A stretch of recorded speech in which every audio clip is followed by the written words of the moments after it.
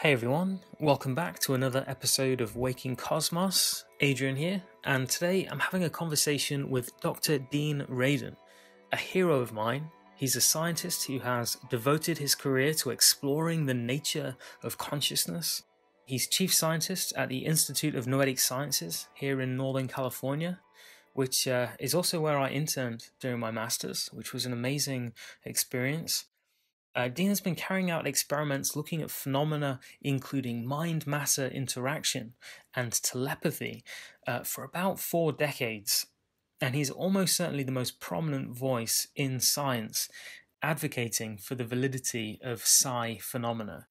So it's a very exciting opportunity to get some of Dean's time. So stick around if you'd like to hear some of his thoughts on topics including the evidence of telepathy, life after death, psychic robots, the ethics of living in an interconnected reality, and even some speculation about the origins of the universe. It's quite an episode, my friends, but very briefly before, I want to thank those of you who are supporting me and Waking Cosmos through Patreon. Everything that I do with this channel, the podcasts and videos, all of it is funded by patrons. So for those of you who are supporting what I do, thank you for helping me follow this dream. I still have a pretty long way to go to reach my goal on Patreon. So if you're not currently supporting me, but you're enjoying these conversations and you'd like to help me continue making them, you can click on the Patreon link in the description and pledge as little as $1 a month. And as a perk, you'll get early access to every episode of Waking Cosmos, including videos. One last thing, if you enjoyed today's episode, don't forget to click like, give it a thumbs up, or if you're listening on iTunes, go ahead and give us a nice rating. All of that is surprisingly helpful for the visibility of the podcast and very much appreciated. Okay, my friends, without further delay, I give you Dr. Dean Radin. Dean, great to be with you. Thank you for joining me. Thanks for asking me. So I just finished reading your new book, Real Magic, and I really enjoyed it.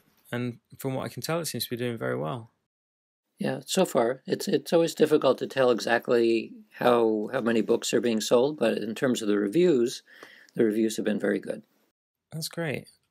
So Dean, much of your career has been spent examining phenomena that perhaps a majority of scientists would question even exists. What is it that initially led you to being open-minded about studying things like psychic abilities? And what was it that initially led you to consider that these might be something real and scientifically measurable? Simple curiosity. It wasn't about personal experiences. It wasn't about even anyone I knew who ever even talked about these things. It was from what I read, and I read extensively as a child. And it was curiosity as to whether the stories were real or not. That's what sparked it. So in your book, you talk about various categories of psi effect, which have been demonstrated to a confidence greater than 6 sigma. Could you give an example of one or two of these psi effects and what 6 sigma ought to mean for us? 6 sigma is a term that's used sometimes in industrial engineering as a quality indicator, because it means that the odds against chance is roughly 1 billion to 1. And so if you're building something like a hard disk or some kind of machinery and you want it to be extremely reliable, you work towards the 6 sigma level. And at that level, it's considered to be extremely unlikely to have an error or a breakdown. So sigma is, as a term, is the same as a z-score in statistics, or a standard normal deviate. It's just a convenient way of talking about the likelihood of events in a statistical sense. So within parapsychology, there's a number of classes of studies. Probably one that's easiest to talk about is the Ganzfeld telepathy experiment, which is now maybe 4 or 5 decades old, and over 100 published experiments and over 4,000 individual trials in all of those experiments from many labs around the world. And that experiment is conceptually simple, and the analysis is also simple, which is why it's a good test case. Do you want me to explain what that experiment is like? Yes, please. Okay, so this is an experiment where you're testing under controlled conditions whether what people talk about as telepathy, a sharing of information between two minds that are separated, is that possible? So you assign somebody the role of a sender and somebody else is the receiver of information. You isolate the receiver. You put them in a condition called a Ganzfeld, which is a German word meaning whole field.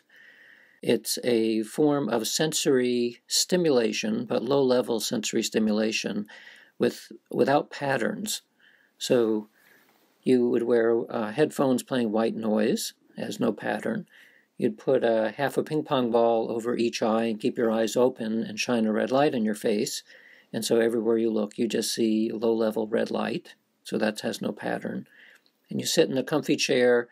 In some cases, you might wear gloves, so you can't feel anything. And when you're sitting still after a few minutes in that condition, you begin to go into a hypnagogic state because you're awake, your eyes are open, you can't hear anything, can't see anything, and it encourages the brain and mind to become super sensitive to thoughts that are going through the head.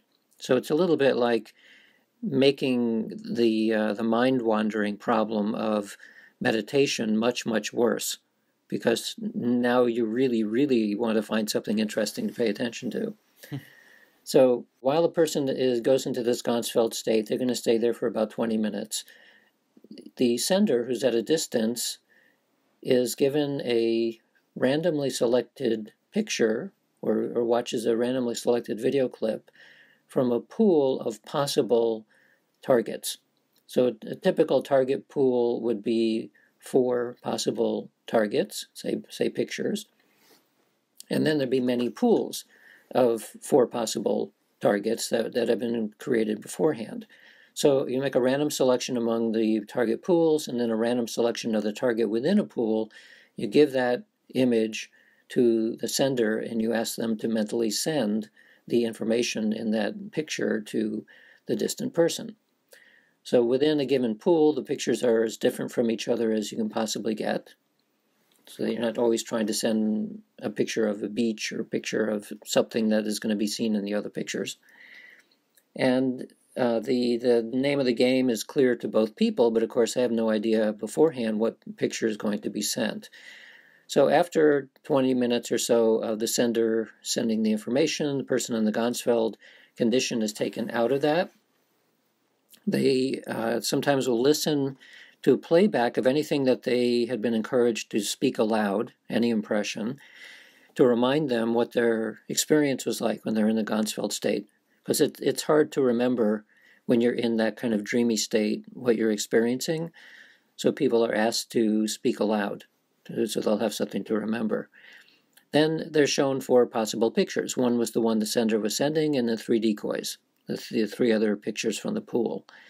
So by chance, if telepathy were not real, they would choose the correct target 1 in 4 times, a 25% hit rate. And what we find over some 4,000 sessions like this, about a 32% hit rate. And this has been repeated in lots of different labs around the world. It's been criticized by many skeptics who have pointed out possible loopholes in the design, and the loopholes have been closed. And even skeptics who explicitly said in their publications that they didn't believe in ESP, they get also about 32%. So when you add up the statistics on getting a 32% hit rate when you'd only expect 25% by chance, it's over 1 billion to 1. So that's an example of a 6 sigma experiment that is quite simple in terms of the design and the analysis, and the implication of the results, the inference of what you can say from that is that something like telepathy really does exist. It's not as dramatic typically as the stories that we hear in everyday life, but we also have much higher confidence that the effect that we're looking at is a real one. Right, so there does seem to be some pretty strong evidence that these effects are real. So, as you know, I have a YouTube channel and I've got some videos up there that talk about these kinds of syphax. One of the main sort of skeptical comments that I get on those videos is, okay, if this is real, why haven't any of these people won James Randi's famous $1 million prize? Wouldn't that just be easy money? Well, in principle, it's easy money if it were a fair test. But of course, the prizes by James Randi and other magicians and other skeptical groups are not fair tests. They were devised as publicity stunts. And also, they're generally designed for individuals making special claims. That's what a test like that is really suited for. If somebody says, I can predict the future with 100% likelihood, then that's something that's easily testable. But if we say, well, we're going to need 700 Ganzfeld tests with randomly selected people under highly rigorous conditions, you could do that, but how much would it actually cost to do that, both in terms of time and money? And it turns out that $1 million prize, it'll probably cost about $1 million to do that test. So is anybody going to want to do it? I doubt it. There have been a number of cases where my colleagues have said, okay, we can do a presentiment test or telepathy test or something like that, and proposed it for the $1 million prize, and then they never hear back, which only illustrates that the prizes are not intended for scientific tests.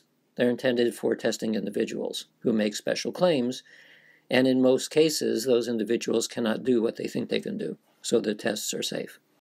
Yeah, I completely agree. And I only raise it because it seems to be something which has entered into the popular view about syphax. And as you said, I think it's not something which is set up to be winnable in any case. No. And a proper scientific test would state beforehand what would qualify to win. So a good example is something like the X Prize. So the X Prize would say the first people who can get something in orbit from a commercial rocket, or the first person who can fly over the English Channel with only human-powered flight, things like that. So then you know in advance whether or not it's possible, and you can work towards it or not. Whereas if you have simply a test, show me a test and make me convinced that it's psychic, it's very easy to get out of being able to accept it, because you're going to be involved in designing what the result is. And all you need to do is make the result something that people can't do, and there you go. So it's not a valid test. Sure. Dean, I want to get us into your esoteric framing of psi research, which you explore in your book. Can you speak a little bit about the esoteric worldview and the connection that it has to the kind of research that you do? Well, the reason I got interested in the esoteric traditions, Eastern and Western, is as a way to look for a clue as to how these phenomena work. Because the primary objection that I hear, even from people who are sympathetic to these phenomena, they ask, well, how would you explain that thing? Whether the thing is telepathy or psychokinesis or whatever it happens to be, many people find it very difficult to accept that something might be real if we don't know how to explain it. And so I get frustrated with that response. It's a very common response, but then I remind people that we've used aspirin for hundreds of years without knowing how that worked, and we used magnetism for probably 1,000 years without knowing how that worked. We still don't really. So there's lots of things that we can pragmatically use without knowing how it works, and that doesn't seem to bother anyone. In this case, it bothers people because it's not as robust as aspirin or magnetism.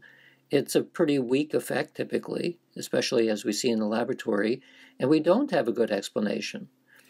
So after thinking about this for many years and watching what my colleagues have tried to come up with for explanations within the existing scientific worldview, which is materialism, it's really, really difficult to come up with new fields or forces or particles or something from a physics perspective that would explain these kinds of effects.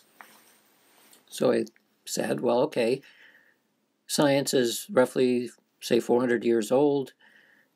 In many ways is still at the infancy of understanding the nature of physicality, and we have very little understanding of the nature of consciousness and how that might interact with physicality.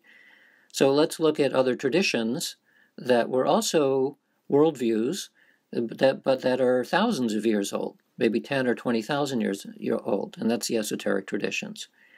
So when you look at that and you want to create a synthesis across culture and across time of what the esoteric traditions say about the nature of reality, they all basically boil down to the notion that consciousness is fundamental. From a philosophical point of view, it would be idealism. And from that perspective, all of the anomalies related to psychic phenomena are no longer anomalies.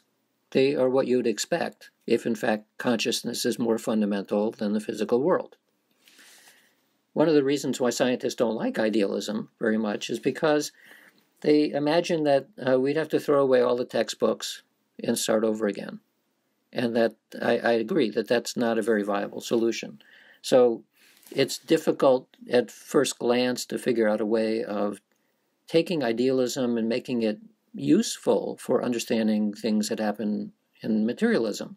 We want a synthesis of those two worldviews which seem quite at odds with each other. So that's why I develop in my book Real Magic a way to think about idealism that does not do any violence to materialism. And both are still true and both are useful, but provide a way of getting out of this problem that we've been dealing with since science began, namely dealing with telepathy. How do you explain that if it's not an electromagnetic signal? Or how do you explain a psychokinetic effect if we don't find any fields or forces at work? So that's where the esoteric traditions come in. Yeah, I've tended to think about the gradual shift from a magical worldview to a scientific worldview as, I think I've just tended to think of that as being, generally speaking, an improvement to our explanations of nature, or at least our developing more rigorous methods for testing our assumptions. And I know that a lot of scientists have unexamined assumptions about consciousness, for example. But I could imagine that a truly open-minded science could embrace consciousness and explore anomalies, as of course you yourself have done. So what is it that you see is of value in these esoteric approaches, which is currently missing from science and worth preserving? Well, one of the things you can do with the lore about magical practices is come up with factors that seem or that have been reported over time to influence magical success. And so what you do is you find that attention, intention, imagination, belief, ritual, those kinds of factors seem to be, they echo throughout history. These are the things that people used in different ways in order to make the effect bigger.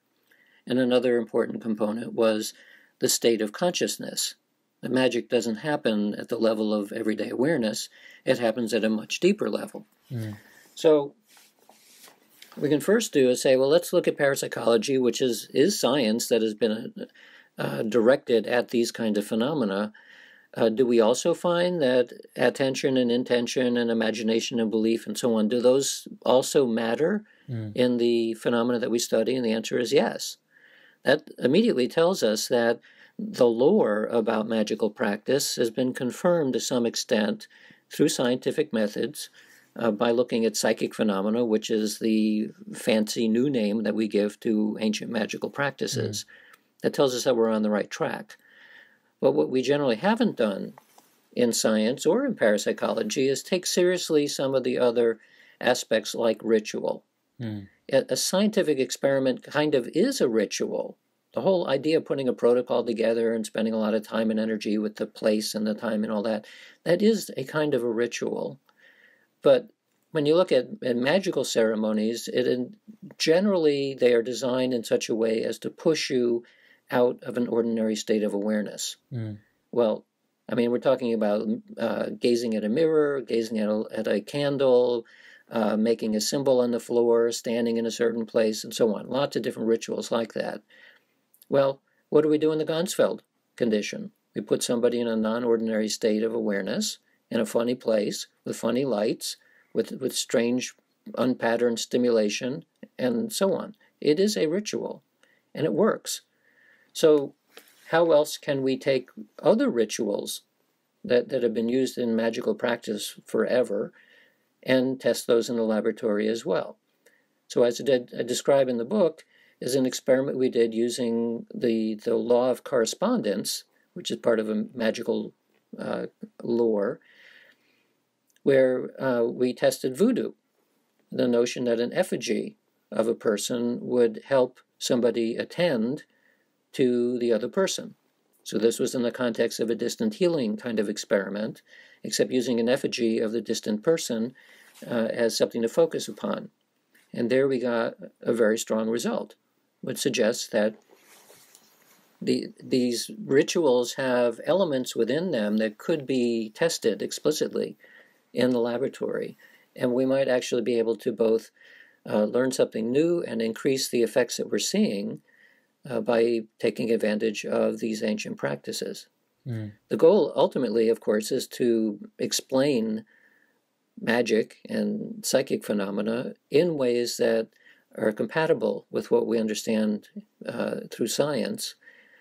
But I strongly suspect that if the esoteric traditions are correct, and ultimately it's all emerging out of consciousness in some way, that in today's scientific worldview, which is completely materialistic, that we're not going to find an answer.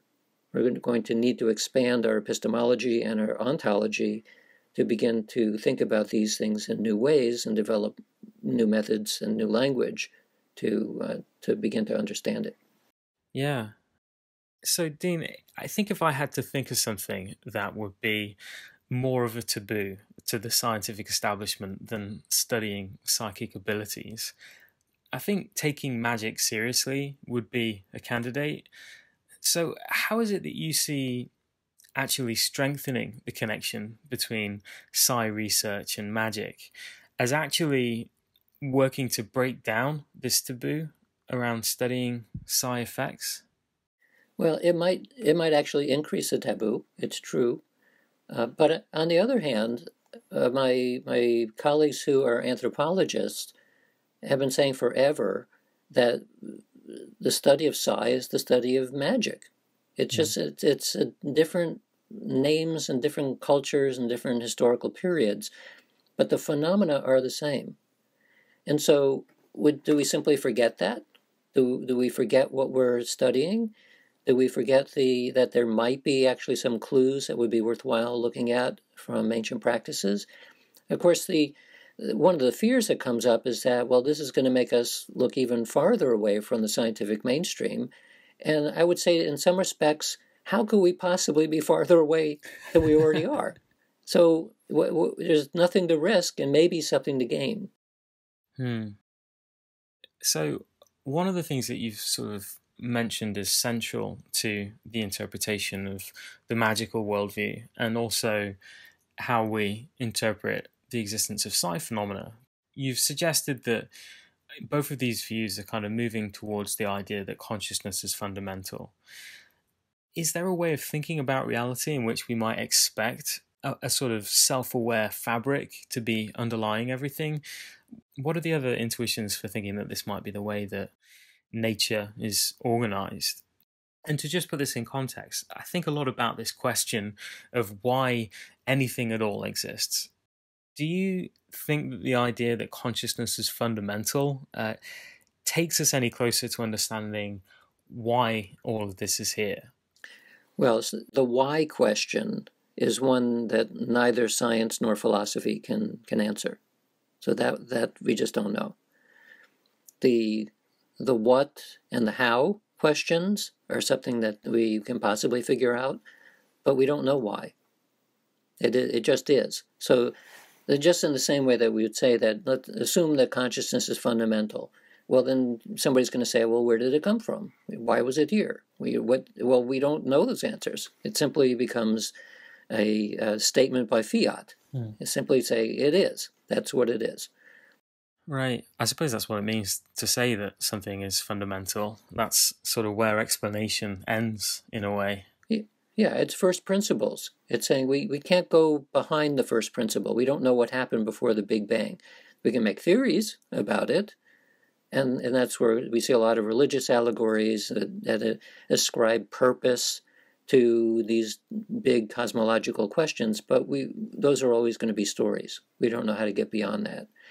Even in the mystical literature, when you ask people who have experienced these mystical states, why, they don't know why.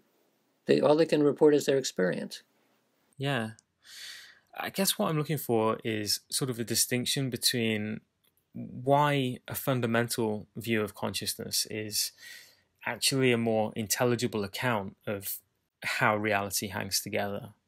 I see. Yeah. So there are two ways of responding to that. One is from a scientific perspective. You find an increasing number of physicists and mathematicians and people involved in quantum information science who are talking about we're living in the matrix, we're living in a simulation, information is the bottom of reality, mathematics is the bottom of reality, symbolism is ultimate reality.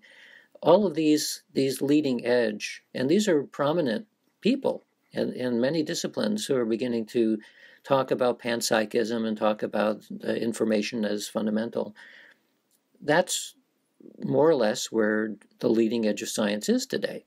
We're seeing that matter and energy maybe are not as fundamental as we thought they were, but it's something different, something more abstract, that it's in the direction of information. Well, that essentially is, in different language, what the perennial philosophy has been saying. It's what the esoteric traditions have been saying, that ultimately we don't live in a world of physics. We live in a world that is much more mind-like. Most of the founders of quantum mechanics came to that same conclusion. It's not in fashion today in physics, except that because now it is becoming fashionable to think more about the fundamentals of quantum mechanics, that there are a growing number of people even in this realm who are beginning to think about such ideas. So the other reason is that ultimately, when it comes down to what we can know, the only thing that we can know is what we're aware of. Almost by definition, if you're not aware of something, you can't know about it. And so the only thing that we can ever know for sure individually is through our own awareness. That's our consciousness. Everything else, all of science, all of the things that you do in your everyday life, they're all inferences based on your awareness. So the argument from an idealist point of view is that is really the only thing you can know for sure. Everything else you're making up, essentially. So fortunately, whatever is going on in the material world has enough lawful regularity. Lawful is actually not quite the right word. It's regular enough, it's repeatable enough that we're able to make stable models, both in terms of what our brain is generating, the world that we see, and also from a scientific perspective, we're able to rely on certain effects happening. But it still all devolves back into what you're aware of. So we're constantly making inferences and resupporting them between each other and making consensus opinions about these regularities that we perceive, but it's all an inference. Yeah. And by the way, that's very different than being solipsistic. The solipsist would say that nothing else actually exists than what your own experience is like. And that's going too far, because all you need is two people to agree that something out there seems to be similar to both people, in which case it's not just you, it's you and somebody else. And now it's you and a million other people. Now it's you and a billion people on the planet agreeing that certain things seem to be stable and real. So that really is the material world. Hmm. So I want to take our conversation in a slightly different direction. I want to ask you about the possibility of conscious artificial intelligence. It seems to me that whilst we don't know exactly what it is about brains that somehow vector in conscious experience, we don't necessarily have any reason to rule out that we could someday understand what it is that's apparently special about brains and find a way of reproducing that. And even if that entails some kind of post materialist science or a view of the brain as like a receiver or something along those lines, if that's the case, then presumably we could use an advanced understanding of this mind body relationship and create a conscious artificial intelligence or a conscious artificial system. How do you think about conscious AI? Is it something that you think is possible? Yeah, I talk about this in one of the last chapters in my book, because one of the implications of consciousness as fundamental is that it's not emerging from matter. It's not emerging from the brain. It's simply there. It's something that is in the background of everything. What that suggests is that there's some structures that are devised in such a way that have a lot of recursive circuits, may have certain degree of interconnection complexity. Like I read the other day, there's something like a trillion interconnections within the neurons just within the brain. So, and they're constantly interacting with each other. You have this very rich internal environment where information can flow in very complex ways. Maybe, since the consciousness is fundamental hypothesis would say that it's already there, but maybe when it is allowed to interact in such a way that awareness interacts with itself in these very rich environments, so you get self-awareness. Well, that's what we enjoy. For people who are long-term meditators, know that you can go into a deep enough state of awareness where you go away. The self-awareness begins to go away, and it's replaced more like something like a universal awareness. That becomes a mystical state. So, but when you become embodied, it all seems to concentrate in a localized area, like inside your head, like around your brain. So you can change that. You can also focus around your heart, around your stomach. You can make your center of where you think you are shift somewhat simply by your attention. But for most people, most of the time, if you say, well, where are you in your body? They would probably point to somewhere in their head. That suggests to me that there's something that is particularly attuned to creating self-awareness that is in the living system that we call the human body. But it also says that any sufficiently complex system that probably has recursion in it would allow for self-awareness. Now, that could be something as complex as the sun, which looks like it has some recursive circuits. We see loops going on all the time in the corona. There's probably all kinds of loops going on inside the sun, too. So maybe the sun has a certain degree of self-awareness. Likewise, a tree also has recursive circuits, except it's a lot slower than the ones that we have. So a tree might be thinking, but thinking in terms of decades for a thought rather than milliseconds. By the same token, a flea is a lot quicker than we are, and it thinks an entire lifetime in a matter of what we see as a couple of days. So part of it is time scale. Part of it is complexity of the system. So as we approach making robots and AI systems that are internally as complex as we are, I would predict that they will be seen as being embodied by a conscious awareness. It's not really the case because the awareness was already there, but self-awareness will arise. And so in some respects, the notion of the singularity, when the robots wake up, is the day when they gain self-awareness, not just awareness. So that, and the other thing, of course, is I would predict then that the moment that the robots do that, they will be flagrantly psychic, because they won't have the psychological filters that prevent most people most of the time from recognizing this non-local connectivity that is actually around us all the time. How worried are you about artificial intelligence? Do you worry that it's going to wipe us out at some point? There's so many things that one can worry about that's going to be a little bit lower on my list because I can't do anything about it at all. In fact, for most of the things that seem to be on our list of worry items, individuals have very little that they can do.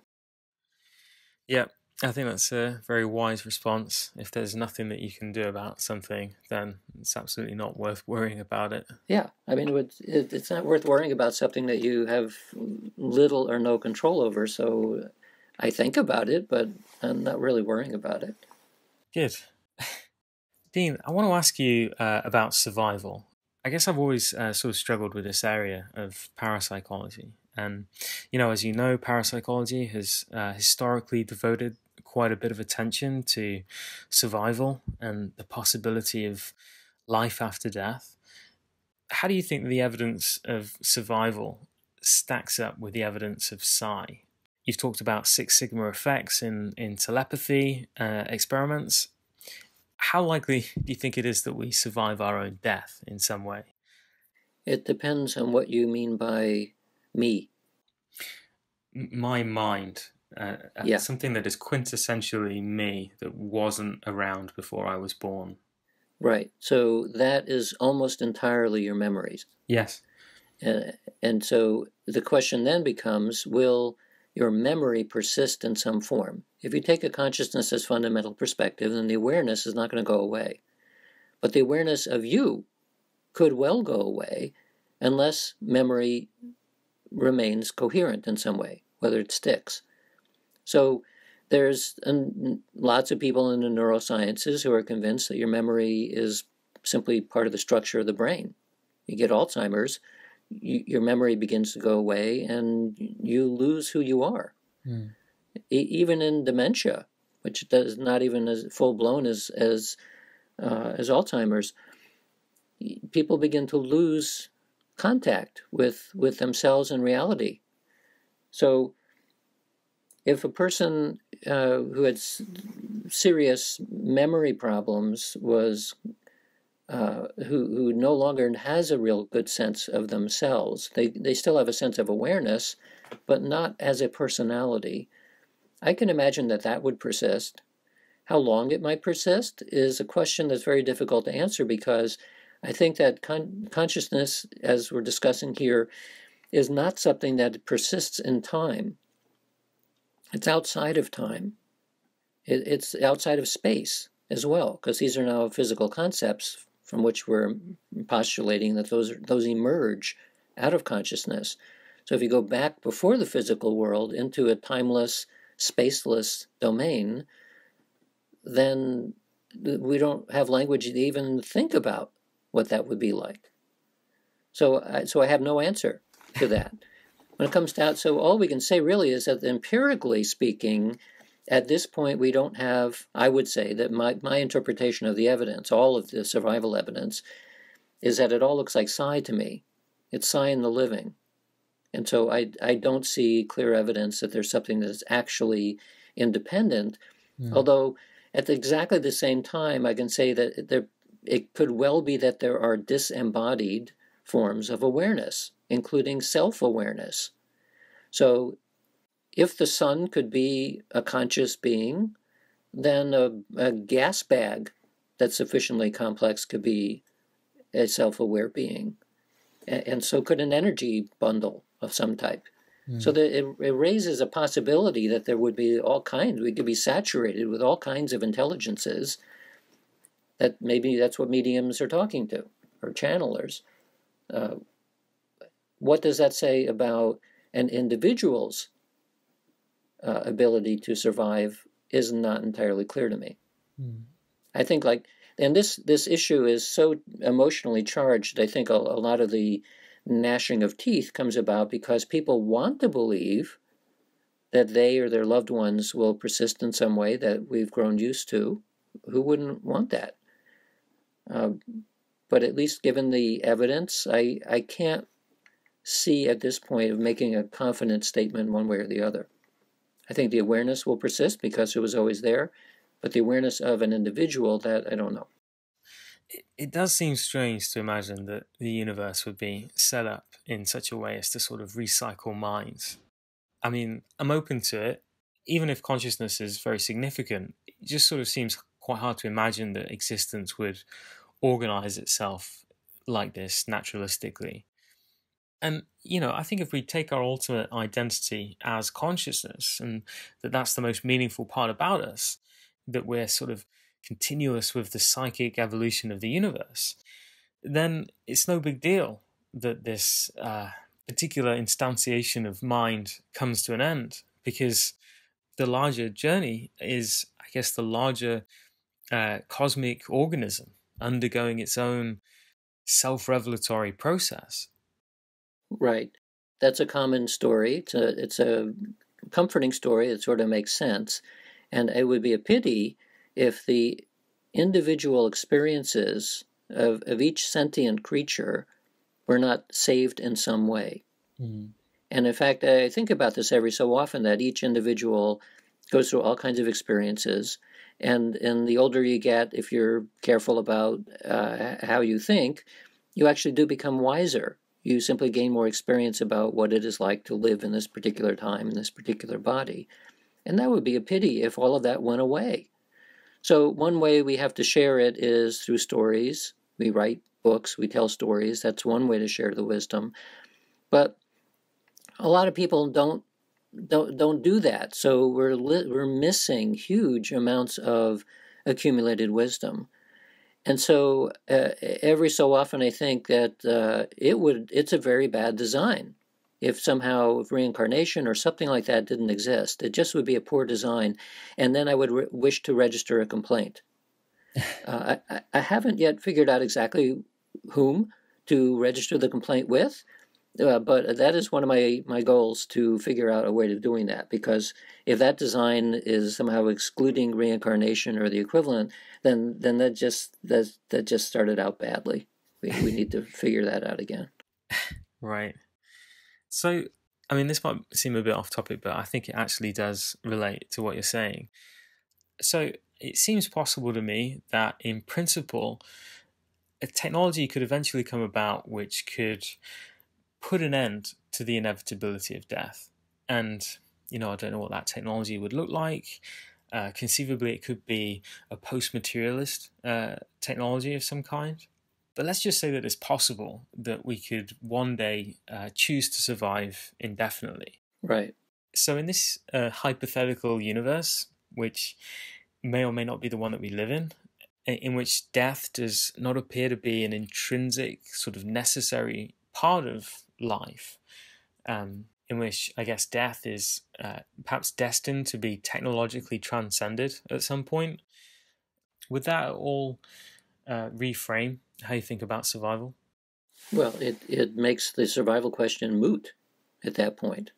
I think there's, of course, a lot of science fiction written on these topics. Most of those stories show that after a while people simply become bored. It doesn't take too long to get bored. If once you've had your bucket list of 1,000 things to do, well, unless you can start going to other planets and other dimensions and something, you will get bored. So maybe there's some value in not persisting forever. 1,000 years might be too much. Maybe 150 years is too much for some people. On the other hand, if you lived forever but was extremely poor, that would be hell. So if the science fiction scenarios come to pass where people can live in robot bodies for forever, I hope that same scenario includes sending the vast majority of these robot bodies out to explore the rest of the galaxy and then the universe, because otherwise it would not end well. Right. Yeah, I definitely think as minds, we're always going to be drawn to continue learning and developing. And I mean, when you think about it, changing and developing consciousness is kind of what we are always doing. I suppose when I think about living forever or indefinitely, intuitively I feel like, yeah, it could become boring. And, I can feel, sometimes life can be kind of boring. But at the same time, I could imagine that if the technology eventually becomes sophisticated enough, we could potentially just sort of partition off those memories that or feelings that cause us to experience fatigue about life, not delude ourselves exactly, but have a greater degree of control over how we feel, and choose to reduce the salience of self-destructive kinds of thought. I could see us eventually interpreting a desire in an otherwise healthy person to end their life as an indicator that something's gone wrong psychologically, which needs attention. And, at this point, if we can truly choose to continue living, at this point, every death would be a form of suicide. And the survival question would be relevant because, choosing to die would be kind of a leap of faith about how the universe is organized with respect to consciousness and the continuation of minds. I guess all of this really just sort of depends on how much control it's possible for us to acquire over our minds and weaving the tapestry of our mental landscape. Right. So if we get technologies that are advanced enough to maintain continuity of awareness as an individual, then presumably we'll also be able to partition the way you're saying. So for example, if I wanted to suddenly learn Chinese, I simply download something that now I know Chinese. That eventually that's going to run out too. If you could stick the entire internet in your head and everyone knows everything to the same level, there's something that doesn't work about that either. I mean, because what do you have left? Well, then maybe you have sports. Well, people have the same kind of robot body. There's going to be less variance in terms of what people can do. So you can almost imagine that a highly advanced alien civilization that got to that point would create something exactly like the form that we're in now. It doesn't last that long. People are very different. Memories are faulty. But it makes things simply a lot more interesting. Maybe not for some people, but for many others, there's a near infinite number of ways of being, and that could be quite fun. Yeah. I'd like to get some of your thoughts about psi phenomena in the context of mystical or transpersonal experiences. Do you think that psi effects could provide evidence for the validity of mystical experiences? And, some of the things that people report in mystical experiences, which seem to be inferences about the structure of reality. Well, yeah, I think psi experiences are momentary glimpses of what a mystical state is like. Because the one thing that makes psi experience strange is that the experiences transcend space and time. And that, of course, is exactly the same as what makes mystical experiences strange. They transcend space and time.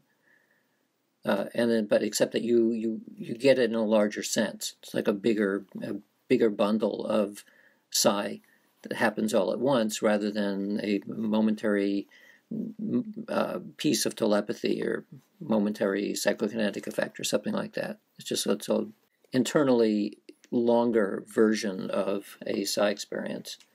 So yeah, I think they're all part of the same spectrum. The difficulty with mysticism is that, as most mystics will say eventually, that the experience is ineffable. That there isn't language. Language is based on everyday experience that we share with each other. So if somebody has an experience which is so far from ordinary that they can't describe to you what happened, then it's interesting, and it probably provides some kind of a picture of what's going on, but not in terms that we are able to share very easily with each other, because there's no way to express it. So let me ask you this. If we take all of this evidence of psi seriously and we properly embrace that we live in an interconnected reality which perhaps intrinsically involves consciousness, how does this affect the way that you see and interpret your life and its meaning? For example, ethically, does an interconnectedness of consciousness and reality inform your code of ethics? Well, in a way, all ethics assume that there is some kind of at least interdependence. Whether it's non-local connectivity of a mystical type or not, I don't know. But being part of an institutional review board where we consider the ethics of experiments, all of it kind of devolves down to the golden rule. And the golden rule is also an assumption that we are interdependent in some way. And so don't do something to another that you wouldn't want done to yourself, because whether you know it or not, it is being done to yourself. The problem with that is that because humans are so different, that some people are masochists. They want to be hurt. And so their notion of hurting somebody else is exactly what they want. Fortunately, I don't think there's too many of those people around, but it makes the ethical question a tricky one. You don't want sociopaths on your institutional review board. That wouldn't work too good. Psi phenomena, I think, does indicate that our sense of individual self is not exactly an illusion in the sense that it doesn't exist, but it is an illusion in the sense that your sense of self is not all there is. You and others have an intersubjective connection that is not simply two objects that have a link between them, but there aren't two objects. So one of my favorite quotes from Ramana Maharshi is somebody asked him, how should we treat other people? And his response was, there are no other people. It's at that level of connection that we're talking about. There's the appearance of other people, the appearance of separate objects, but at a deeper level, that's not actually what's going on. So then ethics and morality suddenly become obvious. There's only one thing. Why would you hurt yourself? Well, at the level of humans, we hurt ourselves all the time. We have all kinds of self-defeating activity going on. Otherwise, you wouldn't find people driving drunk. So I think the more people are aware of this interconnection is important. But in addition to that, everyone needs about 12 years of psychotherapy so that we don't have as many self-defeating functions in each of us. Dean, I want to ask you something else about the mind matter research that you do. So if there is this mind matter effect, and it's true that intention is actually influencing the way that these systems behave, that strikes me as it's literally a teleological effect. Like, that is truly a psychological correspondence with how the world is expressing itself. So taking that into account, does that make teleology, or the idea of purposes in nature, seem more credible to you? If consciousness and intentionality is fundamental in some way, does that make it more plausible that the universe might have a kind of intrinsic purpose? Well, from the consciousness as fundamental point of view, there has to be teleology. Because teleology looks strange to us because it's as though the future is pulling us towards it, as though there's a goal, there's a purpose or something. But if the universe is emerging, physical universe is emerging out of consciousness, well, then of course that happens. It's emerging all the time. It's always being drawn by something. So teleology from an idealist point of view is not strange at all. In fact, it's part of the way that it would work. It's only strange from a everyday materialist perspective. And even beyond that, within physics, the law of least energy, that's not exactly what it's called. I can't remember at the moment what the correct term is, but there is a very simple principle in physics which explains most of classical mechanics and most of quantum mechanics, which ultimately is that the world wants to use the least amount of energy it can in order to accomplish something. Well, that sort of starts sounding like a teleological effect. Why would the universe care? Well, it does care. That's the way that we see physicality working, that it wants to use the least amount of energy, law of least action. So it may be built into the fabric of reality right from the get-go. Right. So if teleology or purposes are sort of part of the formality of how the world exists, then it seems to make sense that, you know, all of these purposes could be encapsulated within a single purpose or end. So, for example, you know, perhaps the universe needs to satisfy the conditions of its own existence in some way. And, you know, as you point out, consciousness seems to be an important ingredient of reality. And of course, it's true that you can't really have purpose or teleology without invoking consciousness at some level. You know, to be sensitive to the value of a future state is to have consciousness in some way. So, I don't know, do you think it's possible that everything is sort of simultaneously evolving into and maybe out of a sort of omega point or a cosmic singularity of some description, which, you know, perhaps intrinsically involves the development of consciousness in some way? Sure, why not? I mean, with questions of ultimate goals and final outcomes, anything is possible. My own sense of it is one where I see multiple converging lines of thought that suggest something like that. But I don't know. I mean, it becomes at the level of story rather than something that we can have confidence about. I tend to be a chronic optimist about most things. When it comes to this kind of a story, like the purpose of the universe, I'm not sure that being optimistic or pessimistic is relevant to that kind of a story.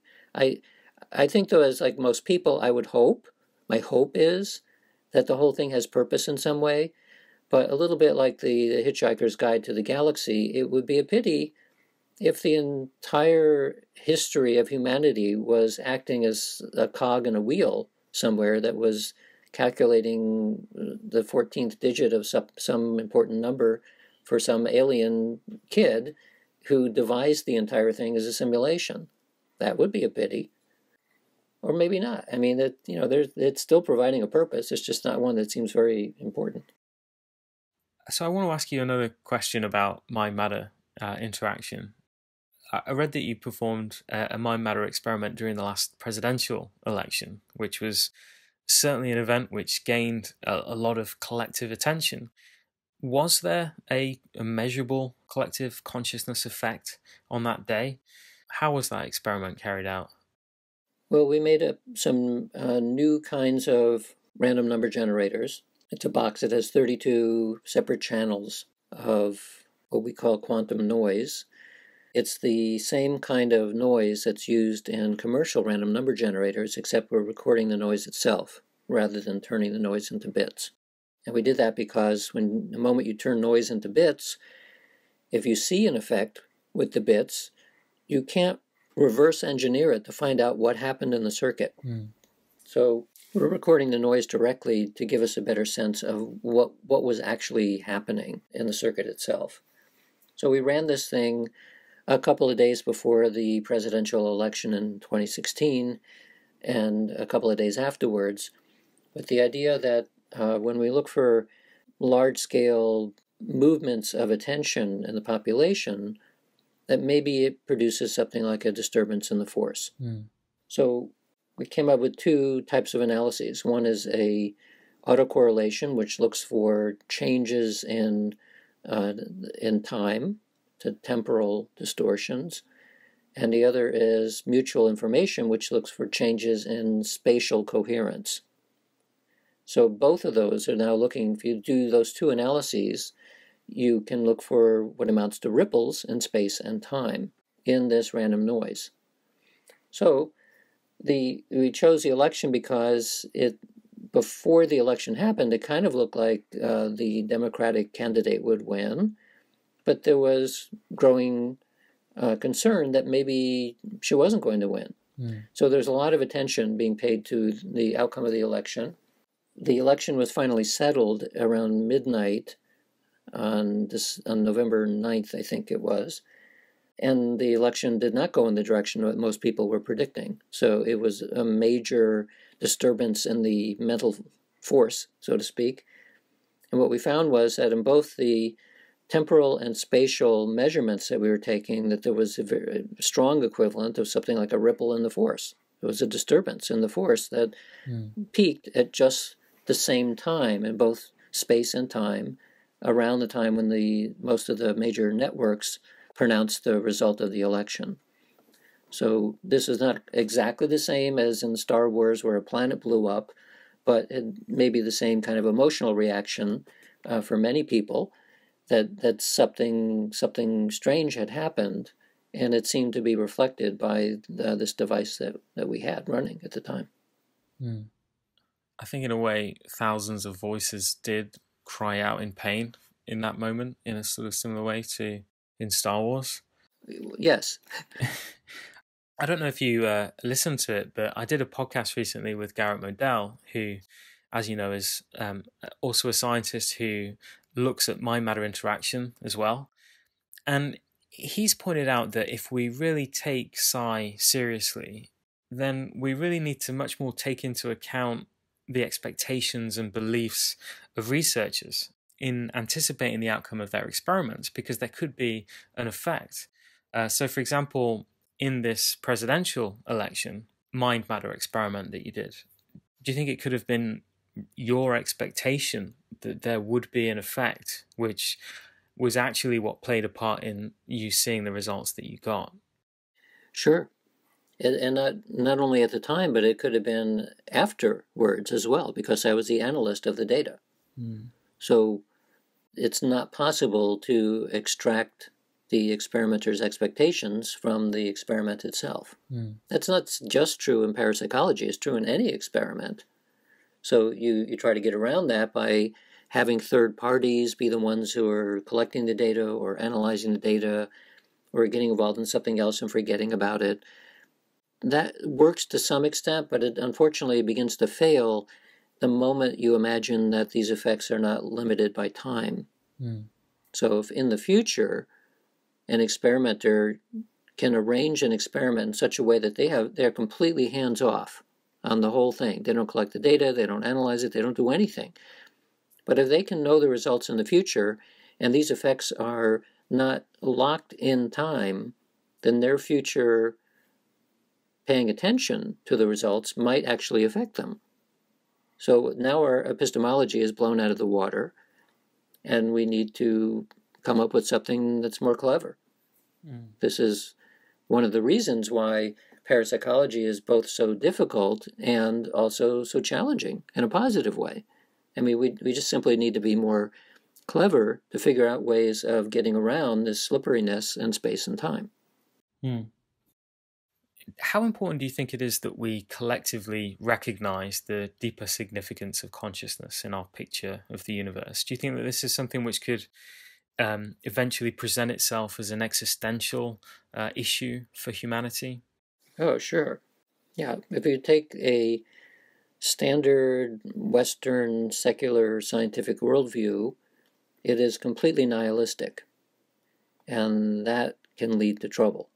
It's nihilistic in the sense that there's no inherent purpose to anything, that consciousness is a meaningless side effect that simply comes out of the brain somehow, that you are your brain, you're a meat machine, and that's the end of it.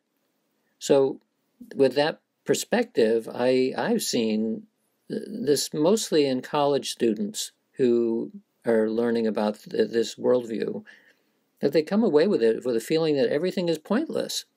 Like, why bother doing anything? There's no purpose to it. It's all pointless.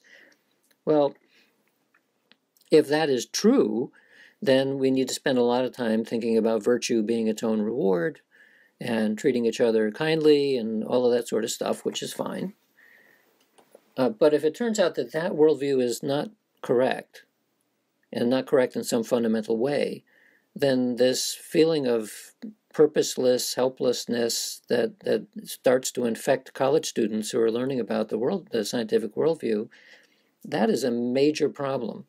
Because within that worldview, the best thing you could hope to do is to die with the most toys. That's what a nihilistic universe ultimately means. That if there's no purpose to anything, why bother paying attention to the law? Why bother cheating and stealing and whatever? You don't want to get caught, but nevertheless, there's no underlying reason why you shouldn't do it. So, if that's, as I said, if that idea is wrong, and that there actually is some kind of a purpose or interconnection, and individual selves are actually an illusion, and we're all part of one grand scheme, it would be better if we actually knew that. Now, on the other hand, it is not entirely clear that in a society where that was true, where that everyone felt that, and there have been societies like that, I think, in history, they might be amazingly peace-loving and kind and all the rest, but they will get completely smashed by another tribe that doesn't happen to believe that. Mm. And I think history has shown again and again that if you have these peaceful, kind tribes, they're regularly wiped out by the slightly more aggressive versions. And so we need to do a worldwide change, and it can't happen fast because it would allow too much disruption. But a slow change toward a direction of a new way of thinking about reality and thinking about who we are in it and whether there's a purpose which is not some religious story but something else that we can figure out in a rational way, I think ultimately that would be a good thing. It would be better for each individual and for civilization as a whole. In fact, it may be necessary for the survival of the species. Yeah. Because if you live in a nihilistic universe and everybody's grabbing everything they can all the time, that almost guarantees extinction eventually. It's simply not sustainable. And we may be seeing signs of that already, that it's simply not sustainable to continue to live as though nothing else mattered other than profit, for example. That's an end game. So how we think about consciousness, our role in it, our role of what we think consciousness actually is, I think has very powerful and profound implications in terms of how we behave and how civilization behaves. Yeah, I certainly think that materialism has contributed to this sort of culture of separation that we have. Our deepest identity, defined by materialism, is simply as a temporary fragment of illusory mentality in a completely meaningless and inert universe, and consciousness is really nothing more than an accident. But of course, the alternative perspective, the more enchanted perspective, you might say, is that actually we're really part of the creative activity of the universe, which is alive and ongoing, and in some sense evolving through us.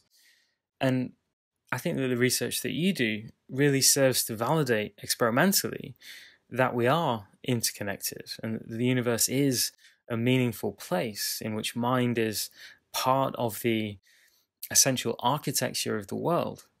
So in some respects, I see what you do as sort of working to re-enchant science and what it says about who we are and what we're doing here. Is that a fair assessment? That's why my book is called Real Magic. It's not exactly about a re-enchantment. It's more about a reminder that we are already enchanted, but we've forgotten it. So I have a better appreciation of why mystics have been saying that forever. That it's not that you need to become enlightened. You are, but you don't know that you are. That kind of thing. It's very frustrating when you hear that and you don't have a way of thinking about what's being said. But the more that I've thought about the consequences of consciousness as fundamental, in a larger sense, not just in the sense of how I would explain psychic effects, but just in general, the more I begin to appreciate why mystics are saying those kinds of words. There are no other people. You are already enlightened. It's simply a matter of stripping away mental blocks about seeing the way the world actually is. So my own meditation practice is vipassana, and vipassana is all about seeing the world as it is, not as you want it to be or as you see it through multiple filters, but the way it actually is. And when you do that as a practice, you try to see through the filters. And first of all, have to be aware that there are filters. It starts to look differently, feel it differently.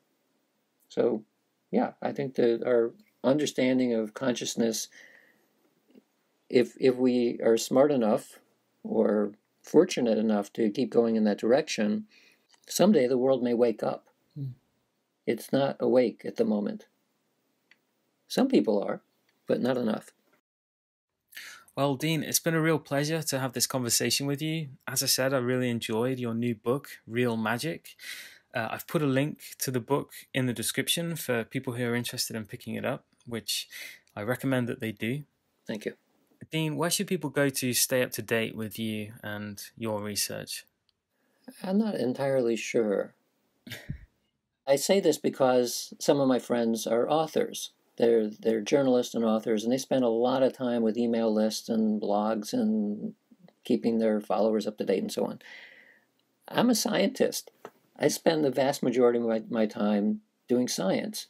And so I write books and do podcasts and so on, as I feel it is part of my obligation to disseminate what I think I'm learning. But I don't have an email list. I post things on Facebook and Twitter and LinkedIn. That's where I put things occasionally. So if somebody wanted to keep up to date all the time with what I'm doing, I guess my public page on Facebook would probably be the place to go. I think that's what I would recommend as well. Yeah, I don't write a blog, and I don't have time to do that sort of thing.